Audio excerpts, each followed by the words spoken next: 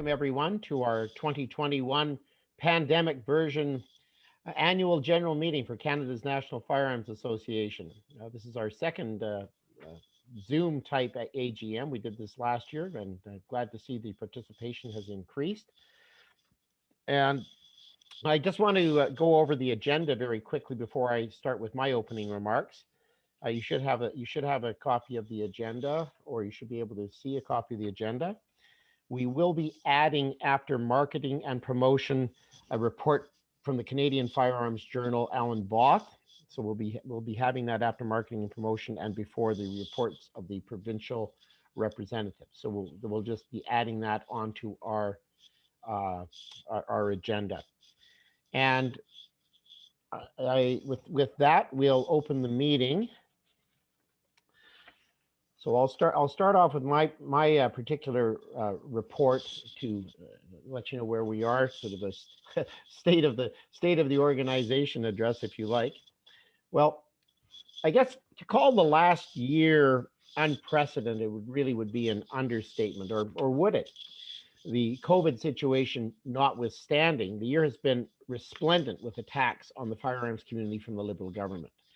The May 1st, 2020 Order in Council gun ban over 1,500 types of firearms was a major assault on firearms owners, reminiscent of the old Kim Campbell Bill C-17, in which many firearms were also banned by Order in Council.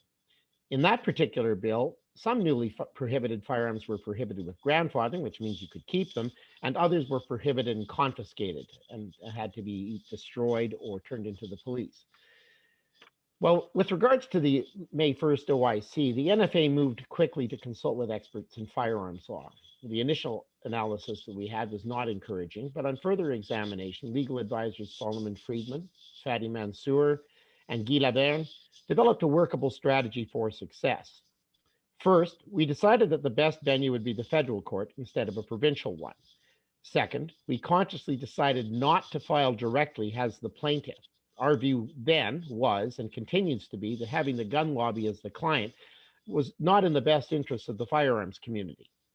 Instead, we chose to identify a compelling client, someone who would tick off all the boxes of being affected in a significant way by the legislation. We wanted a hunter, a target shooter, a business owner, someone whose family depended on affected firearms for much more than recreation. We wanted someone who was bright, articulate, and could stand her ground. We found that compelling client in Cassie Premack, formerly Parker. I think Cassie's tuning in today. And Cassie, hi, thank you very much. And I know it's a work day for you. If you are here today, that's great. Third, we offered to fund a challenge to the Order in Council in the federal court on Cassie's behalf if she were willing to be that client, and she agreed. Unlike others who have chosen to make use of their later filings to sell t-shirts and engage in self-promotion, our effort was entirely strategic and designed to focus on the most likely path to success.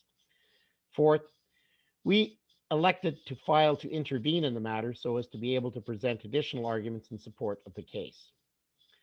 As you know, the National Firearms Association has extensive experience in firearms law at the highest levels of court. Others followed the filing by Solomon Friedman in the federal court, but make no mistake, NFA paved the way. We did not support seeking an injunction in the matter to obtain a time delay. Our view is that such an effort would be an expensive waste of resources, could possibly lead to early arguing of the main issues at bar, and would likely not be successful. And it seems our analysis in that regard was correct. Hopefully that failed venture did not cause too much damage to the main matter of the case.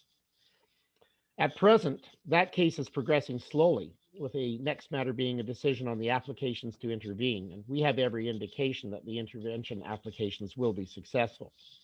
We expect that the main matter will be commencing soon after that. We have continued to assist on other legal matters affecting firearms ownership. Besides the routine providing of helpful suggestions and assistance in locating counsel for firearms owners facing charges, we have also been assisting with matters affecting clubs. Most recently, the Springfield Club in New Brunswick won a welcome victory over the CFO over a myriad of apparently arbitrary conditions placed on range renewal. And we are currently helping the club gather information in the aid of dealing with one aspect of the judge's ruling affecting night firing at ranges. And so in that regard, we're getting authorizations from clubs that don't mention anything about night firing or specifically have it mentioned, and providing that to Tim Cairns out in Springfield. Tim, thanks very much for your efforts in fighting this matter and for your clearly intelligent and wise presentation of your case before the judge. I think it was a pretty impressive decision.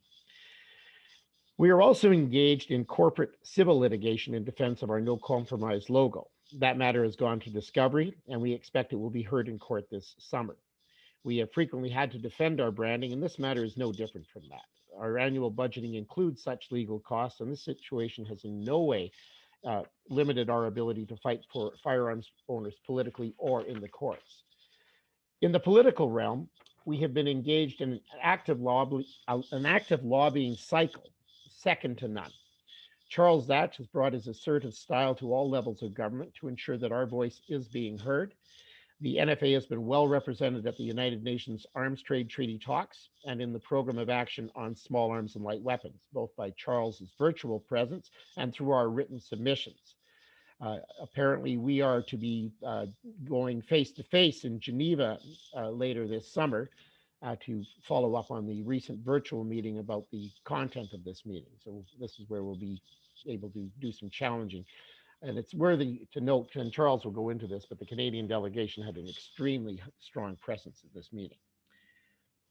Under the skilled and energetic guidance of Jordan Vandenhoff, we are also producing vigorous social media materials, including Nathaniel Milger's brilliant and satirical cartoons and thought-provoking articles and commentary. The cartoons in particular have sometimes gone viral and struck a chord with literally millions of people. We have had successful media efforts on mainstream and social media. Recently, the Buffalo Tribune published a brief and informative history of the NFA, which has gotten much attention. Your board of directors is one of the best teams I have ever worked in. The dedication to our shared cause is incredible. Each one makes a significant contribution to NFA, and I would also thank our team of moderators and administrators on our various social media platforms for their efforts in keeping our presence pristine. In addition, I would highlight the efforts of our dedicated office staff, led by our general manager, Ginger Fournier, without whom none of our efforts would be possible. Thank you very much, Ginger, and all the team at our headquarters in Edmonton. Our fundraising efforts have also met with great success. At this point, I wish to acknowledge and thank the significant contributions of you, our members and supporters, who time and time again have contributed to our success with their donations, with your donations. We are confident in our ability to make a difference because of your efforts. Your contributions have permitted us to allocate a significant amount of effort towards our Have You Had Enough Yet campaign, which we are running as a registered third party in preparation for the next federal election. Our resources that we allocate to this election will be the largest ever put forward by a Canadian firearms rights advocacy group in a Canadian federal election, and you are making this possible. It will be critical for all of us to be involved before, during, and especially after the next federal election. If we don't vote our passion, we'll be suffering a Canada that will be both unfamiliar and unfriendly. In closing, thank you for your support, encouragement, and criticism over the past year. All of your feedback has helped us to take the fight forward and should ensure our ultimate success. You inspire me. And remember, there must be no compromise in fighting for our rights, and never, never give up your guns.